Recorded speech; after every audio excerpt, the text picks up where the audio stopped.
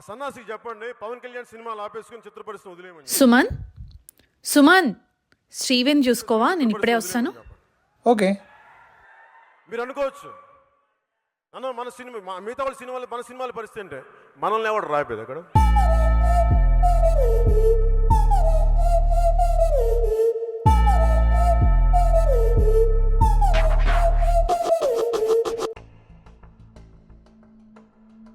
శ్రీవేద్ ఎక్కడా? ఇక్కడే ఉండే కదా అమ్మా.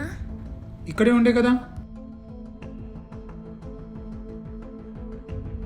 మామయ్య శ్రీవేణి చూసారా? తెలియదు, ఇప్పుడే యార్డ్ నుంచి వస్తున్నాం మేము.